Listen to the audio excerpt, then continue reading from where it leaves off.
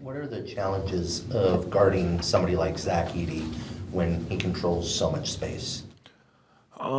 Challenges are countless. He's a overall great big man, one of the best in the country. He's very comfortable getting double teamed. He know how to pass out. He's tall and everything like that. He's probably seen every obstacle thrown at him and everything. So we just gotta try our best to just make it as hard as possible.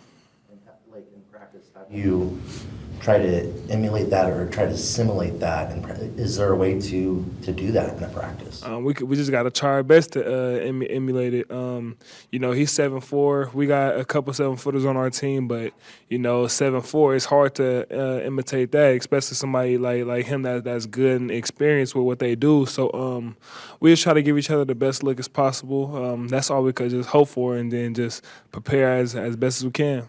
It seems like you thrive on physicality. Someone who embraces physicality like Zach Edey. I mean, not all 7'4" guys embrace that. Some of them just want to play above the rim and throw it up there. But is there something to be said about wearing him down throughout the game, continuing to get into his body, or kind of what's your mindset there? I could give you a lot of answers, quote unquote answers, but we it's just gonna be determined on how much we could just how much he could keep up with our depth. We got 4 7-footers, including myself, just being somebody that's physically draining. I would say we just gonna try to make it hard on him. He's 1'7", 7'4", but he's a hell of a player. So we just got to try to make it as tough as possible and just play the long game with him. We know he gonna come out first half giving us all he got. With the energy. So we just got to use our depth to our advantage.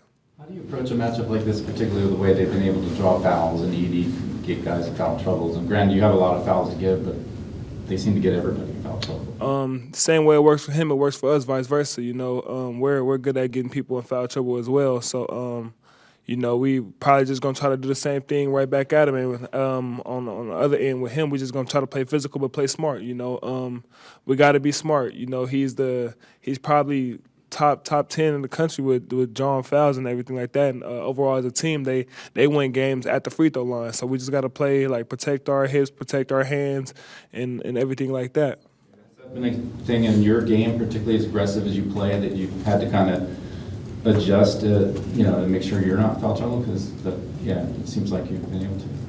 It's not really no adjustment. It's just being smart. We don't have any low IQ defensive players. Everybody knows what they're doing on the defensive end. We know how to be aggressive, but be smart. We know, say we get called for a ticky-tack foul, then you know what kind of game it's gonna be with the refs and things like that. The refs are human. Sometimes they make plays that you don't agree with, but they control the game. Believe it or not, you just can't let them control everything that happens. You gotta try not to make them make 50-50 plays, because sometimes the 50-50 play is not going to go your way when it comes to getting a call in the paint or something like that. So you just got to play your game and be smart and make their job easy.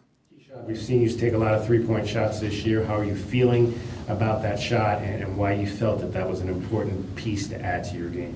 I just feel the confidence here, the confidence and the freedom that I'm able to play with the trust that I have with the coaching staff. It's just that's all that is. It's just a direct result on the work and the development that we put in here at University of Arizona.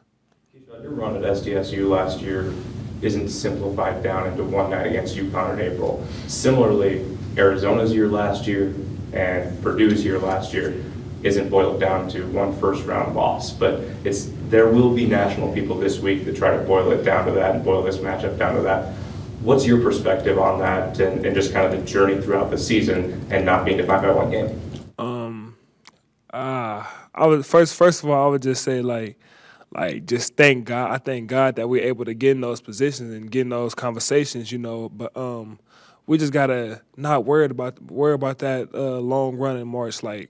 one game, it could be all over with. So, when the time comes, we just got to win one game at a time. That's all it takes is one game at a time. The next game is always your most important game. So, looking past that, like Arizona, Purdue could be a Final Four matchup. I don't want to get into that. I just want to get into, day-to-day the game that's next right now, and then hopefully we see them later. But we got to do get a lot of other work done before we see them again.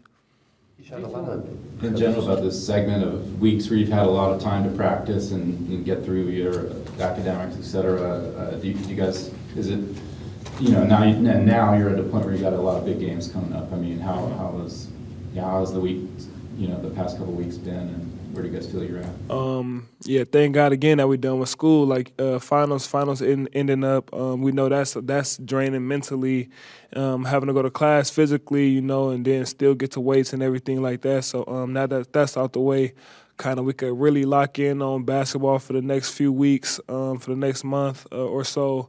But that actually really helps us having these like one game a week. Like, you don't really get that throughout basketball season. So we just got to try to use that to our advantage. We've been keeping our cardio up by playing against each other in practice and everything, but also being smart and healthy with our bodies too.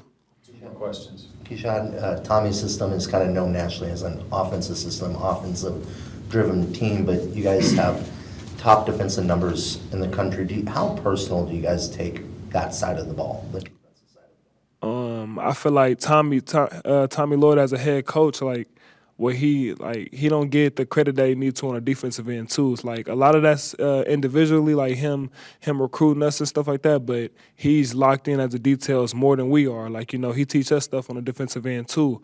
We already know his offense is top tier, but I feel like as the years come upon, more people respect the knowledge and intelligence that he have on the defensive end and how it's going to show on the court. What's that one thing in your game that you're working on every day to try to get better at? Everything, everything. I'm in the lab every day with all the coaches. I work on everything, but the thing you can't teach is just winning. Like, I just want to be a winner. Like, however that comes, that's going to come in different ways, whether it's scoring, using your technique with rebounding, or getting a stop, deflection. But I just want to win, and that's something I work on every day in practice, whether we competing on each other or locking in on the scouting report.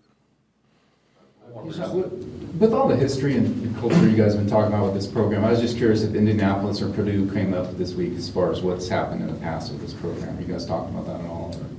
I mean, we ain't really talked about that yet, but we know it'll come up. But most importantly, we just stick to our own culture. Like, we stick to our own culture, our own identity, making sure that's just well-rounded, and make sure we know who we represent in the city of Tucson, the long lineage of people that came before us. And with that, we have the power through them to fight and come out on top of these big games like this. So we're just trying to prepare for that. Because I heard, like, last week, even before the Wisconsin game, even at pregame, you guys talked a little about that history. I didn't know, like, maybe Saturday you will or something. I mean, Arizona got a long history with all these big schools, so there's just another game on the books, and hopefully we can write history this weekend. Thanks. Yes, sir. Thank you. Have a good one.